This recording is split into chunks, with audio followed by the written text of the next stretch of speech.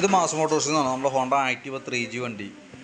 അതിന് വണ്ടിക്ക് വെട്ടൽ പറഞ്ഞിട്ടുണ്ടായിരുന്നു. വണ്ടി ഓടിക്കുന്ന സമയത്ത് ഫ്രണ്ട് ഹാൻഡിലിൻ്റെ അവിടെ വെട്ടൽ പറഞ്ഞിട്ടുണ്ട്. പിന്നെ ലോഡ് ഇരിക്കുന്ന സമയത്ത് ഒരു വൈബ്രേഷൻ്റെ കംപ്ലയിൻറ്റ് പറഞ്ഞിട്ടുണ്ടായിരുന്നു. പിന്നെ ഓയിൽ ചെക്കപ്പ് അങ്ങനെ 1-2 കേസുകൾ മാത്രമേ ഉള്ളൂ. അപ്പോൾ നമ്മൾ വണ്ടി ഓടിച്ചു നോക്കുന്ന സമയത്ത് ഫ്രണ്ടിൽ നിന്ന് നല്ല രീതിയിലുള്ള വെട്ടൽ കാണിക്കുന്നുണ്ട്. അതിൻ്റെ മെയിൻ കാരണം എന്ന് പറഞ്ഞാൽ നമുക്ക് ഈ ഫ്രണ്ടിൽ കിടക്കുന്ന ഈ ടയറിൻ്റെയാണ് മെയിനായിട്ടുള്ള പ്രശ്നം. ടയറിൻ്റെ അലൈൻമെൻറ്റിൽ ചെറിയൊരു വേരിയേഷൻ വന്നിട്ടുണ്ട്. അത് നമ്മൾ വണ്ടി ഓടിച്ചിട്ട് നമ്മളിപ്പോൾ വെറുതെ ഒന്ന് ഒരു കൈ എടുക്കുക എന്തെങ്കിലും ചെയ്ത് കഴിഞ്ഞാൽ വണ്ടി നല്ല രീതിയിൽ ഷിവറിങ് കാണിക്കുന്നുണ്ട്. മെയിൻ കാരണം ഇതാണ്. പിന്നെ അത് കൂടാതെ കൊണ്ട് നമുക്ക് അതിൻ്റെ ഈ ഫ്രണ്ടിൽ വന്ന ലിങ്കിൻ്റെ ബുഷുകൾ കംപ്ലയിൻ്റ് ആയി കിടക്കുന്നുണ്ട്. പ്ലേ വന്നിട്ടുണ്ട് നല്ല. അപ്പോൾ അതിൻ്റേതായിട്ടുള്ള ഒരു വെട്ടലും കാണിക്കും അത്. ഇപ്പം നിലവിൽ ബുഷ് സെറ്റ് മാറ്റിയിടുക, അത് അത്യാവശ്യമാണ് മാറ്റേണ്ടത്. കാരണം ഐറ്റത്തിന് നമുക്ക് വന്നത് 284 രൂപയും അതിൻ്റെ ഫിറ്റിംഗ് ചാർജും വരും നമുക്ക് ബുഷ് മാറ്റുമ്പോൾ. പക്ഷേ 100% ആ വെട്ടൽ മാറണമെന്നുണ്ടെങ്കിൽ നമുക്ക് ഈ ടയർ മാറ്റിയാലാണ് റെഡി ആവുള്ളൂ. അപ്പോൾ ടയർ അത്യാവശ്യം പകുതിയേ കഴിഞ്ഞിട്ടുള്ളൂ. അപ്പോൾ നമുക്ക് ചെയ്യേണ്ട കേസ് എന്ന് വെച്ചാൽ കംപ്ലൈൻറ്റ് മാറണമെന്നുണ്ടെങ്കിൽ ഒന്നുപോലെ നമുക്ക് ടയർ മാറ്റിയാലാണ് വെട്ടൽ മാറുള്ളൂ. അപ്പോൾ ഒന്നുപോലെ നമുക്ക് ബാക്കിൽ ടയർ വലിയ താമസിച്ചാണ്ട് തീരാറായിട്ടുണ്ട്. അപ്പോൾ ഈ ടയർ ബാക്കിലേക്ക് ഇട്ടിട്ട് ഡിസ്കേ പാടി അയച്ച് ബാക്കിലേക്ക് ഇട്ടിട്ട് പുതിയ ടയർ ഫ്രണ്ടിലിട്ട് കഴിഞ്ഞാൽ കംപ്ലൈൻറ്റ് മാറിക്കോളും. അതാണ് കുറച്ചുകൂടി ബെറ്റർ കേട്ടോ. അതല്ലെങ്കിൽ പിന്നെ നമ്മളിപ്പോൾ ടയർ മാറ്റിയിട്ട് ഈ ടയർ എടുത്ത് വെച്ചിട്ട് ബാക്കിലിട്ട് തീർക്കുക എന്തെങ്കിലും ചെയ്യേണ്ടി വരും.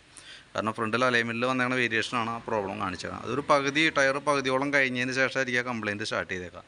അപ്പോൾ ചില കേസിൽ വന്ന ടയറിൻ്റെ പ്രോബ്ലം ഉണ്ട്. അത് കൂടാതെ കൊണ്ട് ബുഷും കംപ്ലയിൻ്റ് ആകുമ്പോഴാണ് അത്രയും കൂടുതലെടുത്ത് കാണിക്കുക.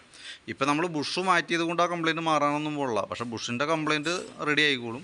കാരണം അത് വെച്ചിട്ട് കൂടുതൽ വേറെ പ്രോബ്ലത്തിലേക്ക് പോവില്ല. പക്ഷേ എന്നാൽ പോലും വെട്ടലൊക്കെ അതേപോലെ തന്നെ നിലനിൽക്കും കേട്ടോ. കാരണം എന്ന് വെച്ചാൽ അത് ടയർ മാറ്റിയാൽ തന്നെയാണ് കംപ്ലയിൻറ്റ് മാറുള്ളൂ. പിന്നെ അതിൻ്റെ എഞ്ചിൻ ഓയിലിൻ്റെ ഭാഗം നമ്മൾ ചെക്ക് ചെയ്തിരുന്നു. ഓയിൽ നല്ല ഓയിലാണ് കിടക്കണേ. ഓയിൽ ലെവൽ കാര്യങ്ങളൊക്കെ ഉണ്ട്. പിന്നെ ലോഡ് വെച്ചിട്ട് ഓടുന്ന സമയത്ത് വൈബ്രേഷൻ്റെ കേസ് പറഞ്ഞിട്ടുണ്ടായിരുന്നു. അത് നമ്മൾ പ്രത്യക്ഷത്തിൽ നമുക്ക് ഓടിക്കുന്ന സമയത്ത് ഒരു കംപ്ലയിൻ്റ് എന്ന് പറയാവുന്ന രീതിയിലൊന്നും കംപ്ലയിൻറ്റ് നമുക്ക് ഫീൽ ചെയ്തില്ല.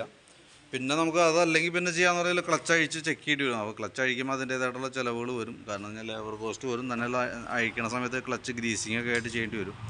അപ്പോൾ അതിനുള്ള പ്രശ്നം ഇപ്പോൾ തോന്നണില്ല. അപ്പോൾ അത്യാവശ്യം നമുക്ക് മെയിനായിട്ട് ആ വെട്ടലും കാര്യങ്ങളൊക്കെയാണ് മെയിനായിട്ട് കാണിച്ചുകൊണ്ടിരിക്കുക. ബാക്കിലത്തെ ടയറിൻ്റെ കേസ് പറഞ്ഞിരുന്നല്ലോ. ബാക്കിലെ ടയർ നമുക്ക് ഇതുമ്പോൾ ചൂസ് ചെയ്തിരുന്നത് ഈ മോഡലാണ്. ഈ മോഡൽ ടയറൊന്നും ഒരു കാരണവശാലും എടുക്കാതിരിക്കുക. നമുക്ക് ഫ്രണ്ടിൽ കിടക്കുന്ന മോഡൽ ആ ഡിസൈനാണ് നമുക്ക് ബാക്കിലും യൂസ് ചെയ്യേണ്ടത് കേട്ടോ. കാരണം 3Gക്കൊക്കെ വന്നത് ഫ്രണ്ടും ബാക്കും 10 ഇഞ്ച് വീല് വന്നെ. അപ്പോൾ ശരിക്കും ആ സെയിം മോഡൽ തന്നെയാണ് ഉപയോഗിക്കുന്നത് നല്ലത്. കട്ട കൂടുന്തോറും റോട്ടിൽ ഫ്രിക്ഷൻ കൂടും. അതായത് പിടുത്തം കൂടും റോട്ടിൽ.